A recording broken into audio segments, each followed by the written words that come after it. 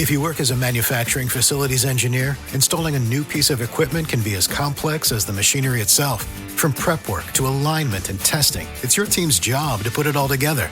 That's why it's good to have Grainger on your side. With industrial-grade products and next-day delivery, Grainger helps ensure you have everything you need close at hand through every step of the installation. Call 1-800-GRAINGER, click Grainger.com, or just stop by. Grainger, for the ones who get it done. Blog Talk Radio. You know the girl.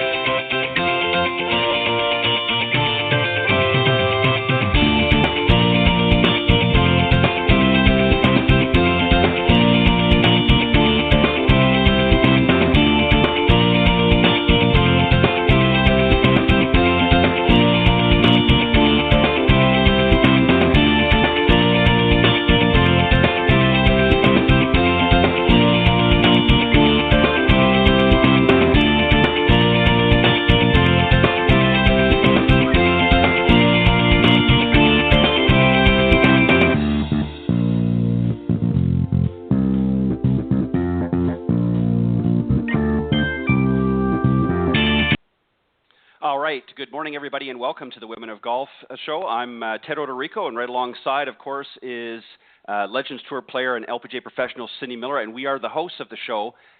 Good morning, Cindy. Welcome. Good morning, Ted. How are you?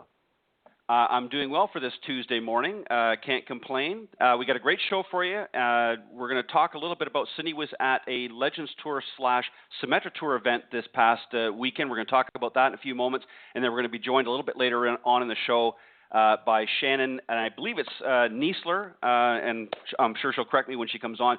She's a member of LPGA as well as the president of the Golf Academy at Sea, and we're going to talk to her in the second half of the show. But let me just remind everybody real quick, Cindy, that we are live every Tuesday mornings from 9 to 10 a.m. Eastern Standard Time on blogtalkradio.com.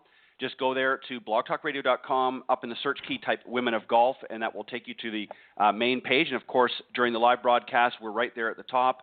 Otherwise, you scroll down into the on-demand section, and if you're not able to join us during the live broadcast, and you can listen to the recorded versions down there in the archives section. Also, you can go to iTunes.com, and under podcasts, type in, again, Women of Golf, and that will take you to the page there, and you can listen to those. If you're an iTunes user as well. Always love to hear from you. We would encourage you to call in anytime at area code 347-945-5855. And you can certainly email your questions to womenofgolf@gmail.com, or if you have any comments about the show. You can reach out to Cindy as well if you're interested. If you're somebody in the golf profession, whether you're a player, teacher, professional, or an entrepreneur in the golf industry, we would love to hear from you. Maybe you've written a great book that can help some of those amateur golfers out there. We would love to hear from you as well. So reach out to Cindy at cindymillergolf.com, and she will be more than happy to arrange an interview for you. You can also reach out to me as well. My email is ted.golftalklive@gmail.com. So Cindy, let's. I know. By the way, Cindy's on travels en route home, I believe, from this weekend's tournament, which was actually sort of weekend / first part of this week because it was Sunday and Monday, I believe. Correct? Yes, we had a Pro-Am yesterday. It was great. Right. So tell us first off, what was the event? And as I mentioned in the intro, it was also another event that was combined not just with the Legends players, but also with some of the Symetra Tour players as well. So tell us a little bit about that first, and then we'll get into your Pro-Am and then also the tournament itself. The tournament was at the Links at Stony Point in Greenwood, South Carolina, to benefit women's health.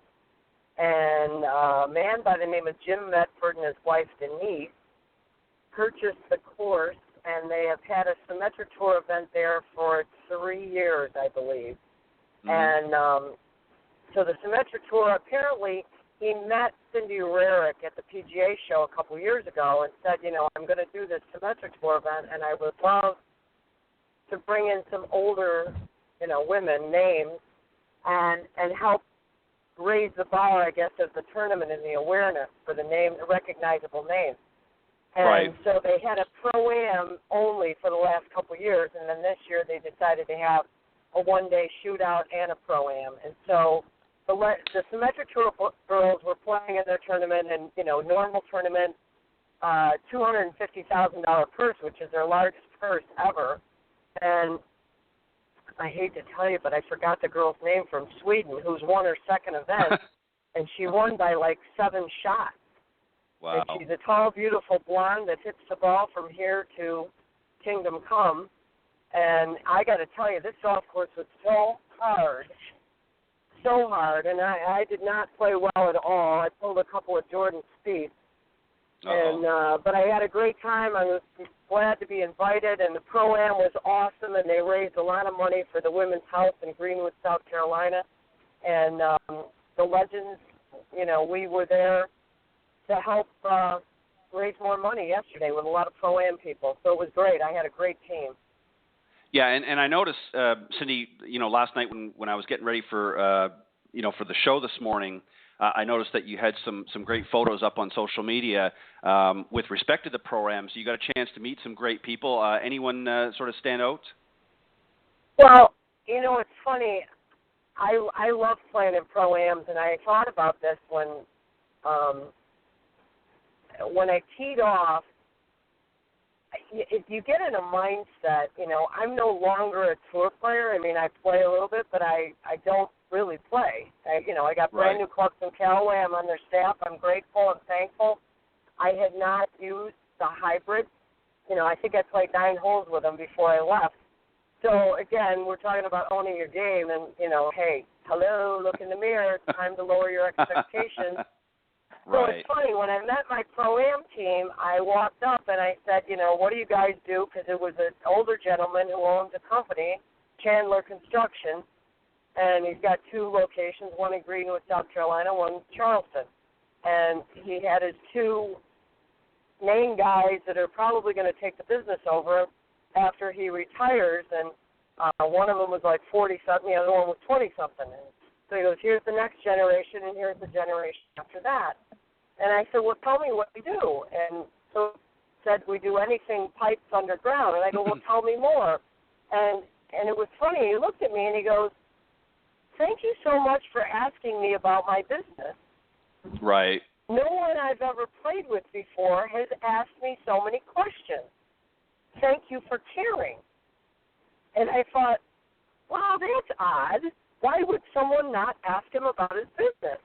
And so I think it's just a different mindset when you go from playing on tour to helping people.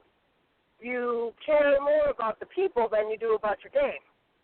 Right. So, well, I just found it really odd, and I had such a great time because this guy was the salt of the earth, and these 2 younger guys were awesome, and it was just a great experience.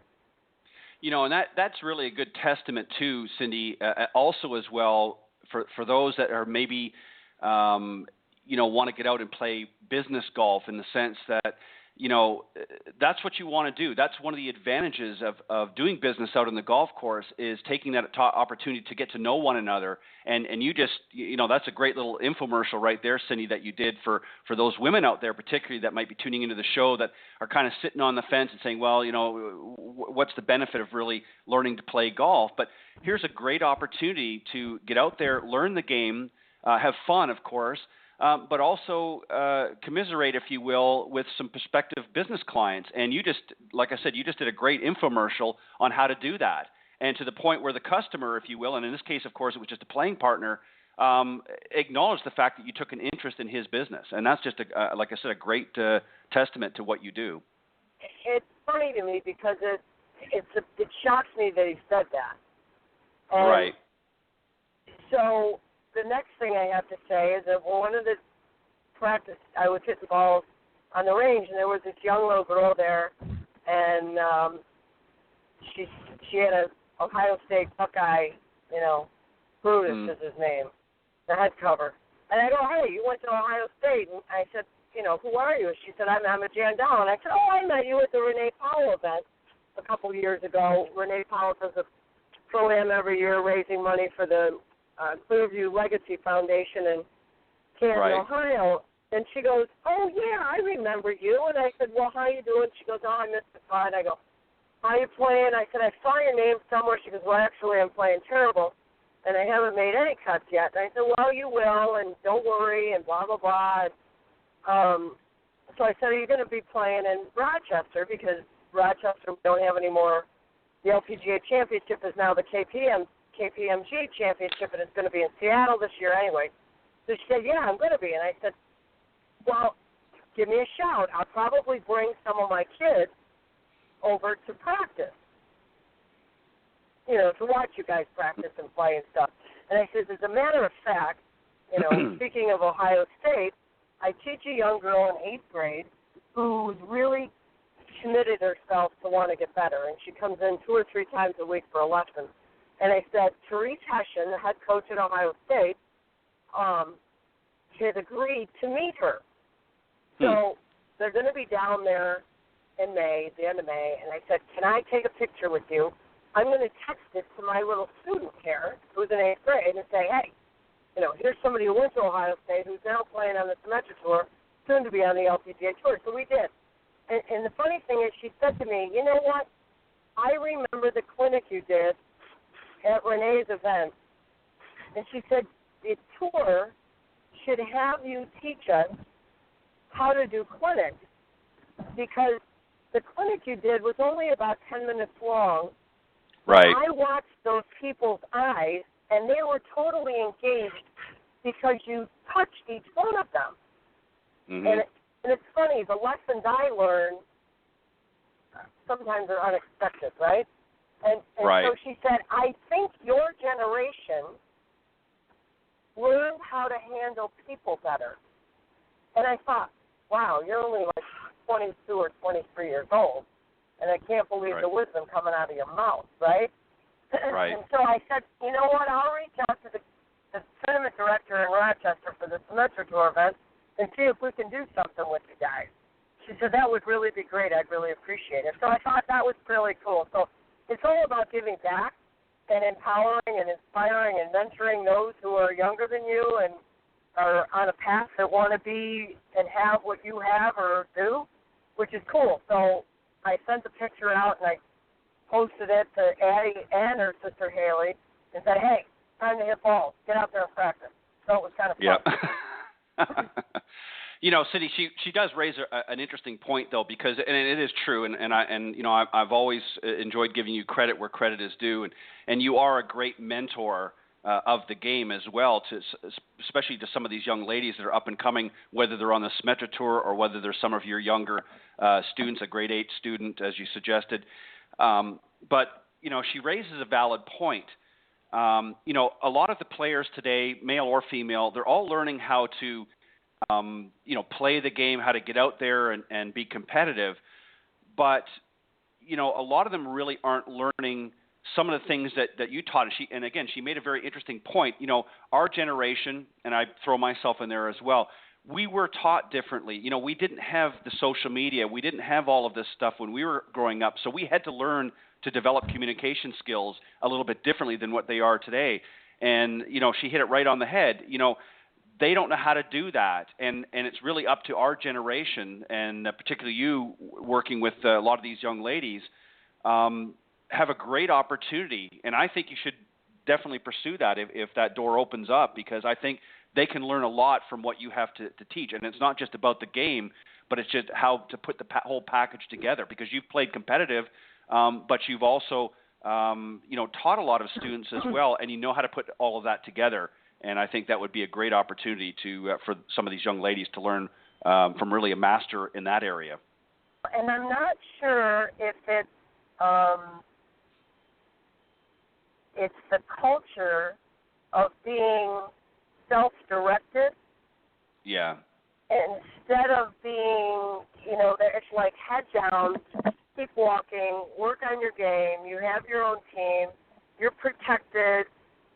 I know they do media training with them, and I'm going to reach out to Mike Wan and Mike Nichols and Craig Can from the LPGA and say, what are you teaching these girls? I know they have to go through an initiation process when they qualify for the tour.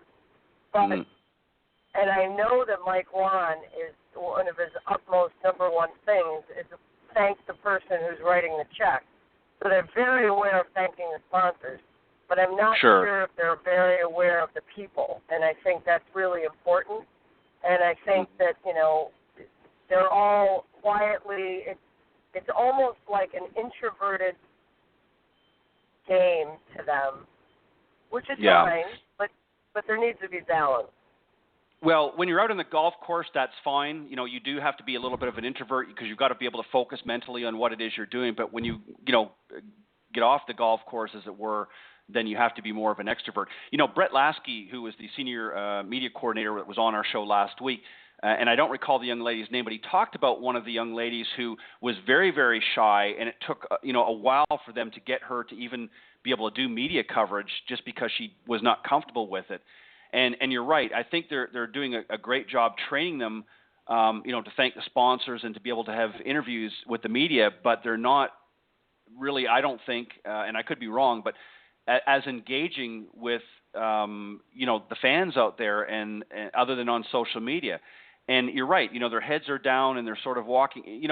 Just on a side note here, I was out this weekend at a restaurant, Carol and I, my girlfriend Carol and I think we were probably the only two in the whole restaurant that weren't sitting there with their cell phones in front of them with their heads down. We were actually having a conversation, and at one point I looked around and I said, "You don't realize we're the only two in the restaurant other than the servers and the waiting staff that were actually communicating in the whole restaurant. Nobody was talking." Oh, sad. And it is, and that's the culture that's coming out now, is that they don't know how to communicate. Their communication is in very short sentences or, and I'm not sure that the actual vernacular that you would call it, but very short text, like the words aren't even words. They're just sort of abbreviations, if you will. And, what you're doing, Cindy, with these students, and I hate to say this, is in the business world is fast becoming a lost art, because a lot of the way things are going now with social media and other ways of communication, a lot of these young up-and-comers are not going to be able to communicate. It's interesting because, Cindy, yourself and many of the others on the Legends Tour were all once players. Some of them are still playing, of course, but many of them were once players on the LPGA Tour, but they've now sort of gravitated into the teaching end of things as well, as you said, to give back. And it makes me wonder, what are some of these young up-and-comers now that are on the Symetra and even on the LPGA Tour as they transition later in their life from a player to maybe a coach or teaching? How are they going to be communicating with some of the younger players that are going to be in their position now at that time? I don't know. I don't know. This really is something, I think, a real opportunity, Cindy, for you to spearhead this with the tour, because I think it's extremely important that, as the young lady that you talked to this weekend pointed out, you had everybody engage in a 10-minute scenario. So if it's not like you had to be there for an hour or 2 hours. It was a short, clinic, but you had everybody's attention. And I guarantee you weren't there flipping your phone and tapping, on the screen. You were there communicating with the audience, and that's really what's needed, I think, for a lot of these young ladies. I think you're right. I think you're totally right. And absolutely that's right. Because just to again go back to that point I talked about, the gentleman that you were playing with in your pro-am, he thanked you for actually asking him questions and taking an interest in his business.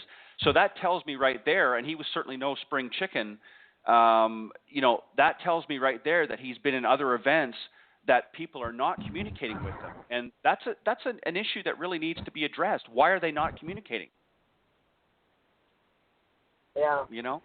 Either they don't care or they're self-aware and they're right. not paying attention. Right, and golf is not, golf is certainly an individual sport. There's obviously certain events that you might have playing partners and things like that. But for the most part, it is an individual event. But that doesn't mean that you don't communicate at some point throughout your round. Obviously, if you're in the heat of battle, so to speak, you have to sort of focus on the tasks at hand. But in between shots, you still need to be able to communicate, and because you have to have fun. If you're not having fun, you're going to fizzle out of this game very, very quickly. I can guarantee it. Yeah. You know, Cindy, something else too. You know, you mentioned about that. You know, that you did play. Well, it was, I guess the Symetra Tour actually had the tournament, and then a lot of the legends played in the Pro-Am and that. Tell us just very quickly some of the areas that you struggled with a little bit this weekend, and maybe some of the listeners can get some pointers from that. You know, it's funny. I don't hit the ball that far, and I was paired with two people who kill it. And so I knew that ahead of time, and I said, okay, don't let that bother you. And it didn't. It really didn't. And I pounded a couple, and I was within 10 yards of them. On the other hand, there were times when they were 50 yards ahead of me. And I asked them, I said, hey, do the girls on the LPGA Tour hit it that much further than you? Because it's like, oh, wow. You know, and I'm 60 years old, and the two I was playing with are at least 5, maybe 8 years younger than me, maybe 10. Anyway, right. So the point being is, you know, again, realistic expectations. But what I found was there was one where I was up first, and I rushed, and it was a par 4 long dog leg left that was 205 to carry the water against the wind, so there's no way I'm carrying the water. And right in the middle again, it was a Jordan Spieth. In the middle of my backswing, like, oh my God, bail out. So I hit it way right under a tree, you know, made bogey. And then on the next hole, I was going for it. Now again, it's a one-day shootout. So, and everybody, if you're not in the top 4, everybody makes the same money. So somebody could beat you by 8 shots, and you make the same amount of money. So it really is a shootout. Go for it. Don't care what you shoot, right? Right. So I went for it, and there was probably a 10-yard area where you got to carry this bunker, and it was a par 5. And I bailed out, and I hit it out of bounds. I mean, I had 8 penalty shots on this day, and I don't ever have penalty shots. Now, the golf course was very hard, and the greens were impossible, and I'd only played one practice round. So are those my excuses? No. But would I play it differently? Yes. So I guess for me, I have to take the time and be committed to the decision that I'm making before I step up to get ready to play. And I need to be more realistic in my risk-taking. And then I think my third lesson was trust. You've got to trust what you're doing. So the good news is what I'm working on is definitely working on. The bad news is I'm not ready. Right. So again, it's looking in the mirror and saying, you know, and here's the other thing. If I'm not going to take the time to practice, then don't go out and play. You know? And I'm, you know, given 70 lessons a week, there's not enough time to hit balls to compete at that level. And to be honest with you, there's only 2 people on the Legends Tour that are teaching golf. Everybody else is just retired. Right. Right.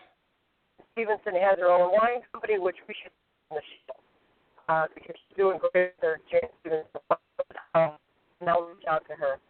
But very few people are playing. I'm getting you're breaking. Yeah, you're breaking up a little bit, Cindy. I'm not sure if you're driving through a bad area, so I'll talk for a moment or two, and then hopefully we'll be able to pick you up again. Your line is breaking up just a little bit. You know, just to add to what Cindy's talking about, you know, she raises a really another very valuable point. Obviously, her part of her, you know, contribution to golf now really is on the teaching side. She spends, as she said, 70 lessons a week. So it doesn't afford her a lot of time to be able to play and practice as she should. And this raises an interesting, again, point, if you will, for a lot of you amateurs out there. You know, if you want to improve in this game, you have to be willing to make a reasonable commitment. That doesn't mean you have to be out there every single day. You know, if you're not aspiring to play on the LPGA Tour or Symetra Tour or any tour for that matter, then you certainly don't need to be out there every single day and grinding it out there as many of these young players do and players out in the Legends Tour and LPGA. But if you do want to improve, you have to make a reasonable commitment, and you have to have reasonable expectations of what you want to accomplish. You need to know what, first off, as Cindy always says, why are you there? What's your purpose? Are you wanting to play competitive golf, or do you just want to go out there and maybe do well at a corporate event? So you need to go through that assessment first as to why you're there. And then really what you need to do is you need to sort of put together a game plan. And the best person really to do that is, your local teaching professional. Get in touch with them, reach out to them, and say, look, this is what I want to be able to do. This is what I'm looking to do. It's not all about fixing the slice and the hook or whatever the case happens to be. It's about getting a game plan put together. And if you're not sure what to do, this is where the professional can really help you put and formulate a game plan and get you on the right track. And it's not just all about giving lessons. It's about putting that idea together and saying, okay, what's the end goal and how do we get there? And that professional is going to help you along the way. Correct, Cindy? Absolutely. Can you hear me, or am I still breaking up? No, you're fine now. No, I think it sounded like you were driving through a tunnel or something there. It just got a little bit choppy. Well, we're in the mountains in West Virginia, so. Well, there you go. That explains it. But no, and you know what I'm talking about, Cindy. There's just a lot of people out there that want to play better golf, but they don't know how to go about doing it. And I think partially out of embarrassment, maybe they're afraid to say, when they're talking with a professional, because they look at the professional as up here, and professionals had to learn the game as well. I think the average amateur out there forgets that we all had to learn the game as well and go through these processes that we're talking about here, and as you do, and as you pointed out just a moment ago, you're not playing at the same level that you did 20 years ago, so you have to make adjustments in your game. And if you want to continue to play, then you have to make a new commitment, if you will, of practice and so forth. And if not, well then it's going to become more challenging, because if you're not practicing and out there working on the game itself, it's very difficult to compete. Correct? Absolutely. Or to compete at the level that you think you're at. Sure. I mean, again, it's a reality check. You need to look in the mirror. And the good news is that, if Jordan Spieth can mess up and not pay attention to what he's doing, it's probably a blessing that happened and he was that much exposed to the world, because, now it's like, oh, yeah, he did it. It's okay. Get over it. Don't be so hard on yourself, and learn a lesson and move on. I mean, Ariana Justanegan, or whatever her name is, that just won the tournament this week. I didn't get to see it, but we have witnessed this girl gag and choke and blow it multiple times. Yeah. But she didn't quit. So you have to learn the lesson, and you have to be there enough times to learn the lesson, to stop protecting and continue to pursue until you win the tournament. Same thing with James Hahn. So that's what the beautiful thing about golf is. You can always get better, and it's never too late to get better. It doesn't matter how old you are, if you're willing to look in the mirror. Right. And you're right. That was a great opportunity for amateurs to really see, with Jordan as an example, particularly for the men, that even some of the best players out there, two-time Masters winner, multiple tour, or multiple, tournament winner, can mess up as well and have a really bad, few holes and hit some really, pretty crappy shots. It's okay. It doesn't mean that he's a failure. It just means that he is human and is going to make mistakes along the way. The trick is, of course, what he learns from that mistake. And, as long as he's not beating himself up for the next 6 months, he's going to come out unscathed. And he'll learn from that process and know what he needs to do differently the next time. But you know what? Sometimes stuff happens. Sometimes you're out there and the rounds are going great, and then all of a sudden you get up on a hole that maybe doesn't fit your eye as well, and you put together a bad hole, and you go to the next hole, and that image is still in your mind, and maybe you put together 2 bad holes.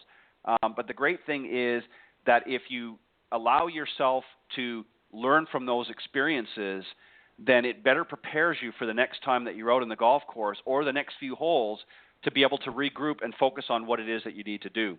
And absolutely. And that's what we're here for. That's why you need to reach out, to your golf professional and let us help you, again, put together that game plan and help you achieve the goals that you want. You need to decide what goals you want, and where you want to be and how you want to fit into your style of play, and then we can sort of help, tailor that package, if you will, or that that group of lessons or what have you, to be able to reach and achieve those goals. But it takes a commitment on your part as well. All right, Cindy, I see our guest is ready, and I'm going to apologize in advance, and this is my own fault. I'm not 100% sure I'm going to pronounce her name correctly, but I'll make sure I get her to correct it when we're on. Our very special guest is Shannon, and I believe it's Kneisler. She's known internationally as the Bio Golf Coach, and she is an LPGA member and the president of the Golf Academy at Sea, and she's going to be joining us here in just a second as soon as I get through this. As I said, she's also internationally known as the Bio Golf Coach and is helping to bring excitement into the game of golf with the use of biomechanics, kinesiology, physics, and metaphysical techniques, which is designed, of course, to enhance all golf games with the easiest and most approachable natural body type way to learn the game and have fun, which we're all about, is having fun. She has been tagged by the industry as your anatomy expert on golf, and because of her continuous efforts to share the insights of how your body type is unique and should be valued when learning this great game of golf. So let's bring Shannon out, and hopefully I got that correct, and we'll talk a little golf. Good morning. Hello. Good morning. Good morning, Cindy. Good morning, Ted. And Ted, you almost had it right. It's actually Kneisler. You did pretty good, though. You know though. What? I said to Cindy off air, I said, I hope I don't blow this. I was either thinking it was going to be Kneisler or Kneisler. My apologies. And I knew you would correct me once you came on, but thank you for joining this morning. Well, thank you. It took me a while. Once I met my husband, I was like, very difficult name. Thank you very much. Now, thank you. Now, Shannon, let me just start off before we get into your academy and that. Give us just a little more. I mean, we've got all the information here and that, but just in your own words, tell us a little bit about your background, how you sort of got into golf, when you got into golf, and sort of a brief cap, if you will, of your journey through this game to where you are now. Sure. Yeah, thanks. I ended up playing a lot of sports as a kid, and quite a few, so much that by the age of 13, my knees were actually so swollen because they weren't growing correctly. They were being abused by soccer, basketball, horse riding, ballet. And so parents sat me down at the kitchen table and had said, okay, we need to discover something that's going to be less difficult on your knees. And my dad had suggested golf, and he had been a golfer, not a fantastic golfer, but a golfer. And I jokingly said, are you kidding me? That old man sport? It was almost insulting not to be on a team. I didn't even really think through all that, but I ended up having a natural swing. I won my first tournament 3 weeks after touching the club. Now, don't get too excited about that because it really only was in West Texas, just outside of Lubbock, Texas. So it wasn't a huge town, but the trophy that I was given was about 6 times larger than the typical team trophies that had come through. And when they put you on the front page of a small paper, hey, that was fun. I'll go do that again. And that's how sort of my career of golf started out. By the age of 16, I knew that's just exactly what I wanted to do. Played at NCAA golf and then went on to try the tour. Did not do as well. Swing was great. Mentally just didn't have a great mental game, was not polished in that area. And then fell straight into teaching only after a car accident, which shifted my entire life. I had been driving, visiting parents again after I was on the playing some golf, and went home and was driving north on I-27 at about 65 miles an hour on a very, very rainy October morning and hit a steer, a 2,000-pound steer that had been crossing the interstate, 4 lanes of interstate. 128 head of cattle were crossing. And I arrived on the scene only after a semi had jackknifed off to the side and hit 9, and the 9th was limping over. 8 were underneath the bed of his vehicle, or his semi, and he lost his wife, he lost his legs, and I was definitely pushed in the vehicle and crushed, and my spine and my shoulders and my ankles and everything had just kind of crushed. So it took me 2 years of therapy to really work that out. I had a great help down in Florida, and it was really scary. I was told I'd never play golf again. Ended up playing golf not only great again, but fell in love with the process that I had to relearn the swing. At once having a natural swing, and then secondly having to come back and actually learn it. It was so humbling, because I had maybe a little bit of an egotistical, cocky attitude as a kid that this game is so easy, and then to have to come back and redo it. So that led me into teaching and a heart for teaching, and then that led me into teaching around the world. I've been through 82 countries teaching, and a lot of that has been as a speaker, and I took these same techniques that took me out of therapy and passed them forward to many people. My specialty is really ages 55 and older. So that's it in a nutshell. Wow. I'm totally impressed.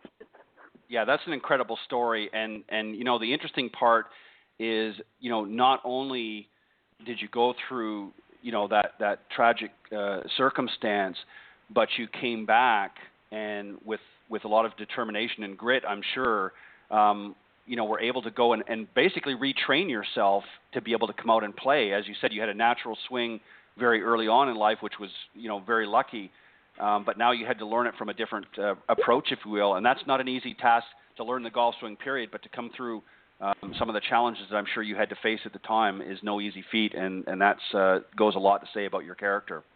Well, thank you. Yeah, there was a lot of support around me, but I just couldn't face the dream of not continuing to play golf after I had decided that at 16, and then to have it crushed in my 20s, and then have to come back, even so much to compete again. I'm just really grateful that I had the support and opportunity to do that.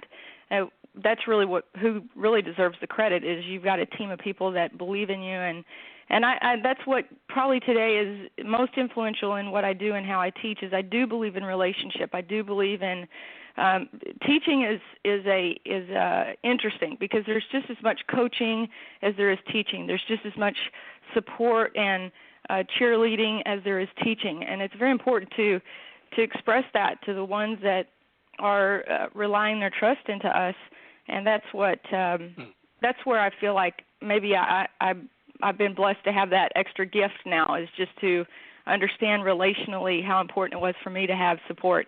So we learn. It's definitely our journey that takes us into paths that get us where we're going, and so it's led me around the country to be able to talk these stories. That's fantastic. Cindy, let me just, sorry, go ahead. One sec. How did you, I was going to talk about the golf at sea. What are you going to talk about that? Do you have a question? I was just going to ask her, I was just going to ask her a real quick question, just based on something you and I talked about, about the communications part. Cindy, played an event this weekend with the Legends and the Symetra Tour, and one of the young women from the Symetra Tour, complimented Cindy about the fact that she, does these great clinics and so forth. And, obviously you see it as well. Communications is a big part of teaching. What do you see and what do you think needs to be changed in order to get sort of breaking the cycle of the social media that's sort of taken over a lot of the younger generation? I heard you talking about that earlier. The one thing I that kind of came to mind for me is that we just need time to get trust. It's really all about trust, because trust is where people really want to open up. Social media is still it doesn't allow for a transparency that is needed in not only a coaching or teaching situation to a student, but the student needs the transparency for themselves, and they need that to know that trust is there so that they can become transparent. Because, look, this game will rip you into two if you're not truly honest with where you're at. And so to me, that trust and transparency comes with time and relationship. Well said. Cindy, go ahead. I just wanted to get her thought on that. Go ahead, Cindy. I totally agree, Shannon. Tell us how you got involved with Golf at Sea and what you do and where you go and how people can go with you, and give us all the scoop on that.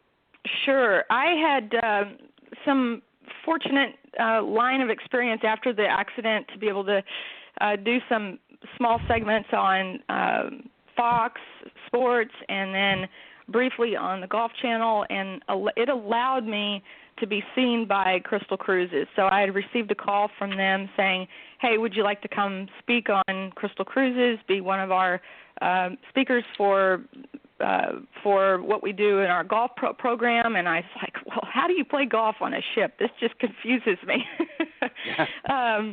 Very confused, but I realized it's more, again, about the lecturing and the relationship. So I fell in love with the process.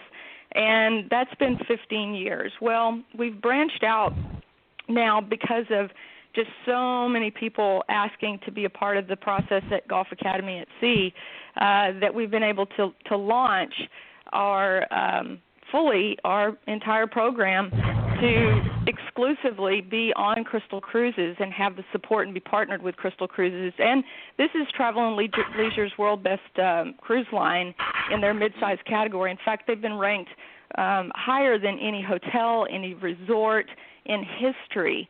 And they are they're not as well known because they are on the high elite luxury travel end. So what we are doing with Golf Academy at Sea is pairing golf, instruction, and cruising all together at these different destinations all around the world. What makes Crystal unique is they do not stay route to route, for instance, Miami to Miami. They are always moving around the world and constantly finding new destinations to be at. And what we're doing at Golf Academy at Sea is pairing fine destinations that we believe is great golf destinations. A lot of that comes with my experience now 15 years with seeing the world and playing around the world, not only with Crystal but also doing just speaking.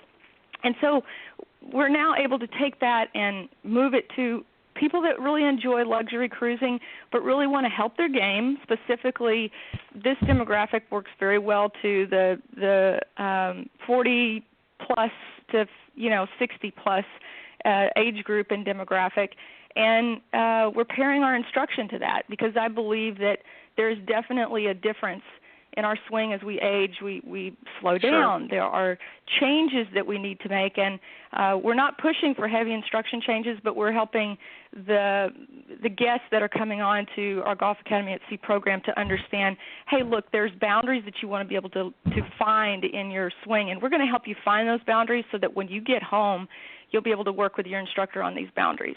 And we're just enjoying golf at great destinations. In fact, coming up in November, we're sailing here off the stateside, which is unusual because Crystal is usually all around the world. But it made it a nice kickoff for a fall-winter program. So San Diego to San Diego, we'll be playing Torrey Pines, Pelican Hill, TPC Harding Park, and then heading down to Ensenada, Mexico to play Barjamar Resort there. So, and that's a 10-day voyage, which is just fun. It's all inclusive with Crystal, and that's the same with us. We believe in a 5-star program matching the 5-star that Crystal's doing. So when you're ready to go on a Golf Academy at Sea, be prepared. Your doorbell will ring. You'll be receiving a new nice carry golf bag that's going to be logoed with your name on it and the Golf Academy at Sea logo. We can keep track of all the clubs. It's actually quite small group that we're taking out, and then the people that are coming are instructors that are being, to me, certified to the level that we believe, which is relationship level and also educational instructional level. Wow. That's awesome. I like that. Let me know if you ask. need help. Yeah, Cindy, I'm ready to talk, definitely. We could do the personality behavior assessments and all kinds of stuff. That'd be great. Well, I can, and that's the thing for listening pros, is it's very important for them to understand that if they're able to recruit, between 10 and 16 people, they not only get a free cruise that includes air. I even have a small stipend for them to be able to earn something while they're away, knowing that that's part of their income that they're giving up, but that they're getting a free cruise. I mean, these cruises are not inexpensive. They are, a non-cruiser a non-golfer is going to be paying for a basic room, which the rooms there's never inside cabins, is about $3,800. So wow. These are well-off cruises, and they are really presenting a brand in the luxury type of travel that sets it apart from anything else you've ever had before. And the reason I say that is if most people have cruised a particular line that's well known, that same size tonnage of ship, they'll be packing on 3,000 people, whereas Crystal will take that same size tonnage and only pack in 980. So the room is so much more spacious. You get great lectures aboard, everything from, those that want to be on golf or with me as a golfer are here, and we golf, and we have instruction actually on board with our instructors, but we also get off and play and enjoy that. And then finally, those that do not play golf have a series of things they can choose from, everything from a Berlitz type of language class, German, if we happen to be in Germany, or Spanish, and then paint classes, Yamaha keyboard. It just goes on and on, the list of things. And the list of complimentary items that come with Crystal, the all-inclusive, is truly all-inclusive. So it's just... Let me ask you, how many students do you typically have on one cruise? We're capping it out about 40. We don't really want more than that.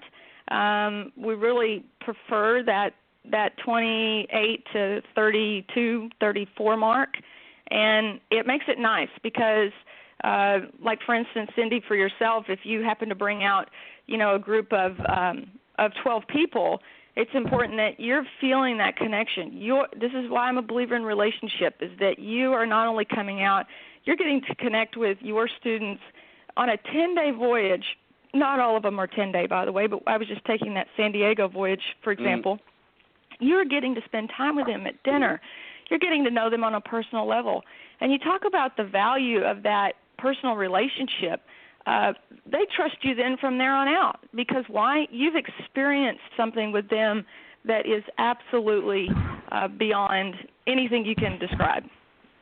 Absolutely. So Shannon, let me ask you sort of just give us like a typical, or in this particular case, what would generally be the itinerary for your group then? How do you start things off? And obviously you've got some great courses in here as well, but how does it generally go? Is there a certain amount of time during the day that you would line up for the academy portion, and then you go out to play, or how does it work? Right. So on the days at sea, which do happen, it depends on each voyage and how many days at sea there are.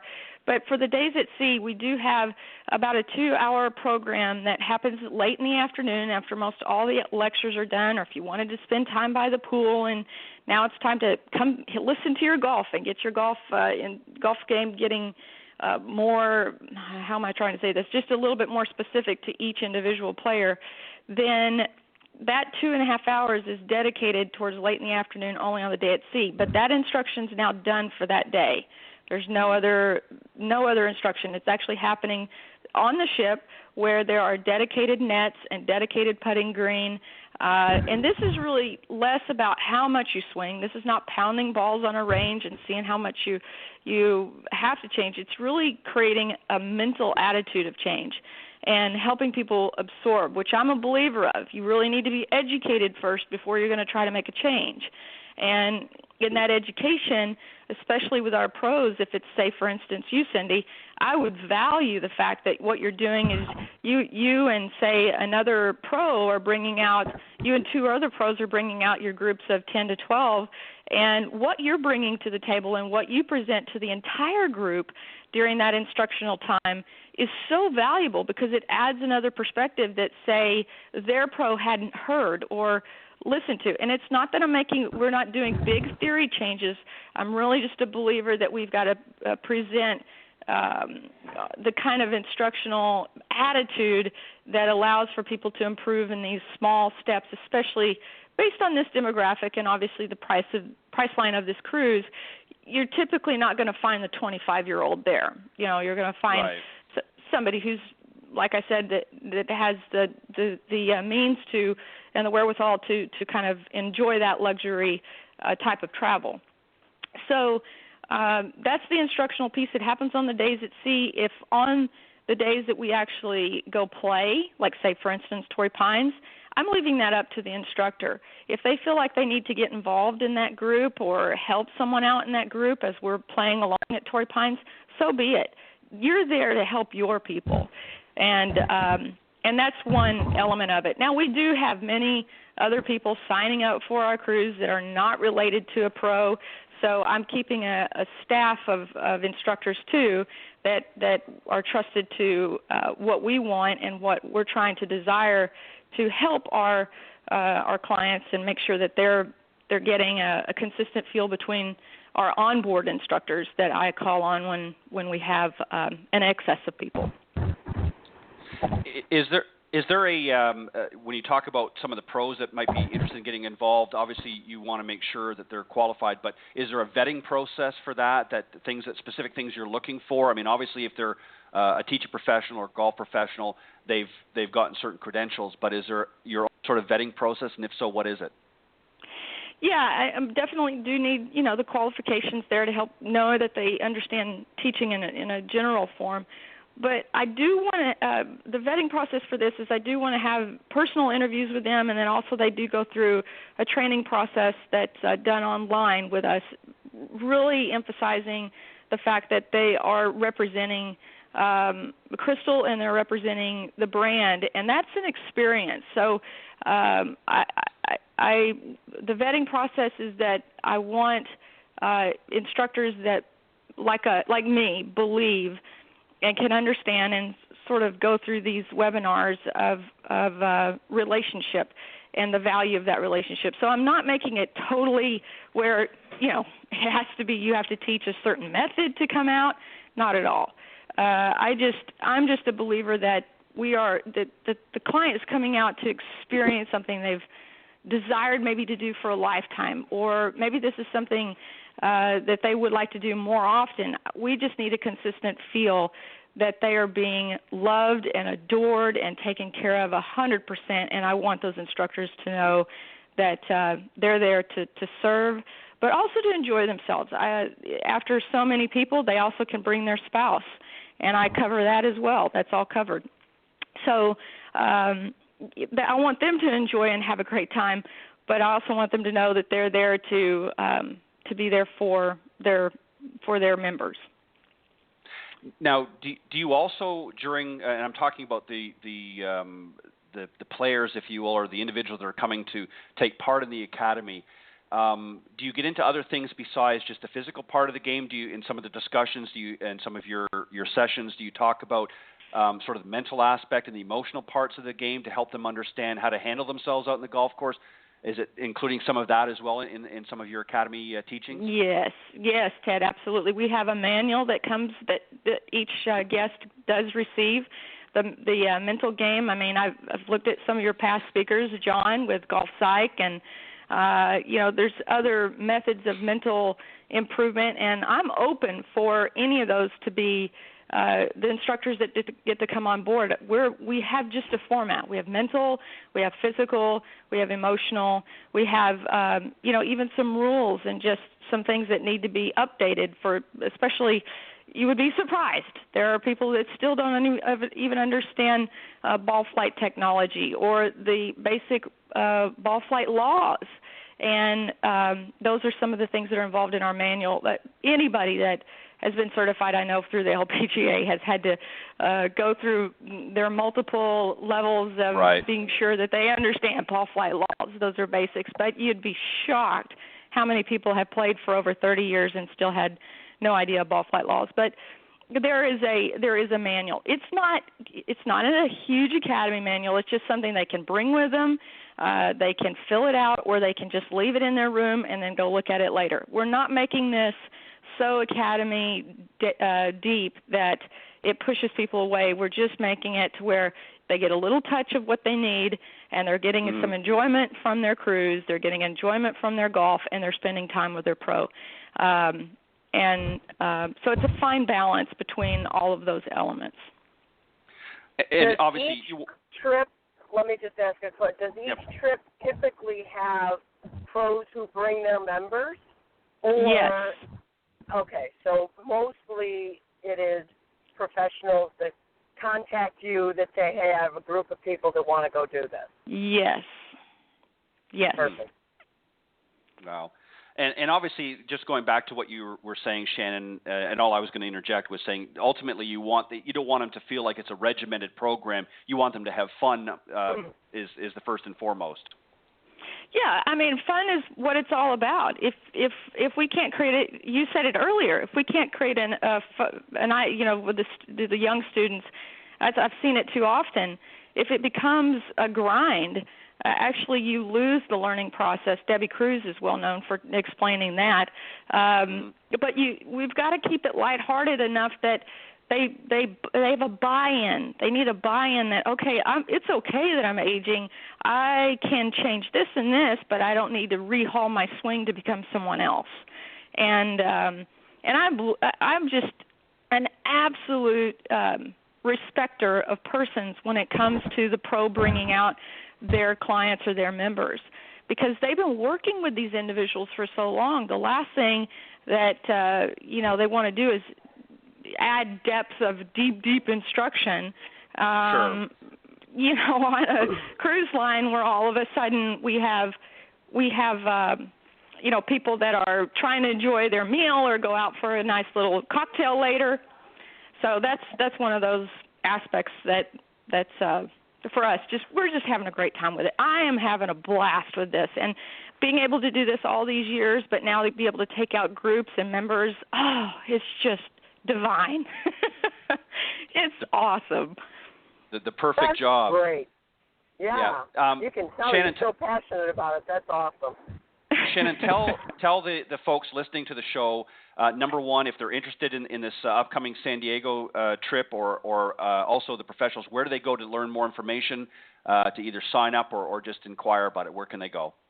Absolutely. Our website is Golf Academy at Sea. So you have a golf, a little bit of instruction, Academy at Sea. .com, golfacademyatsea.com, and there you'll find all sorts of information. We have more voyages than just the San Diego. I have a Miami round trip that's going out in January, and many more coming up in 2017. But the main thing is they can call the 1-800 number there. They can call. You'll see contact information there. Just call, and we can they'll direct you to me. I do have a team of people that are behind the scenes working. So we have the rest of our better half in Santa Barbara, California, doing the bookings. And we're working closely with Crystal, so they're providing extra benefits and oftentimes even extra deep discounts. That because they're believing so much in what we're doing. They've never had really anybody partner with them on something like this before, where it's specifically just a sport element, which is golf, to cruising. Mm-hmm. So we're in a good spot. Yeah, you've got a great partnership there, and you're also all over social media as well. You can find Golf Academy at Sea on Facebook, Instagram. You can find it, and also on Twitter as well. So look at all those different social media. You can find out what's happening, and of course go to the website www.golfacademyatsea.com. And yes, and it's SEA, by the way. Shannon Kneisler, thank you very much for joining us this morning. Certainly very interesting what you're doing, and I'm sure you're going to be getting a call from Cindy probably any day now to learn more Cindy, about please. Jumping on board there. And I've got a few ideas of my own here that I'm going to talk to Cindy about, and we'll be in touch. But Shannon, thank you very much. Continue doing the great work, and we'd love to have you come back on again and maybe share with some of the people that have been on it a little bit about their experience. I think that would be fun and interesting for the audience as well to hear some of those that have taken the trips, what they thought of the experience and what they took away from it. So we'll keep that in mind for future shows. Well, thank you both for having me on. Cindy and Ted, I appreciate it so very much and look forward to hearing from you guys and anybody else that wants to come enjoy a cruise. Thank Sounds you, Shannon. good. Have a great day. Thank you. Bye-bye. All right. Bye-bye. Well, that's very interesting. I like that. I think kind of an interesting concept that they've got, and obviously it's been very successful. And matching up, as she said, with Crystal Cruises, which is a premium organization, and it sounds like they're having a lot of fun. And we have a lot of fun doing this every Tuesday morning, bringing this show to you, the Women of Golf Show. And on behalf of Cindy Miller and myself, I'm Ted Odorico, and we look forward to entertaining you next week with some interesting guests and some interesting discussion about a game that we both like to have fun doing, and that's the game of golf. So join us next week here on blogtalkradio.com from 9 to 10 a.m. Eastern Standard Time here on the Women of Golf Show. God bless everybody, and thank you very much for tuning in. Cindy, have a great week. You too, Ted. Thanks. Bye-bye. Bye-bye.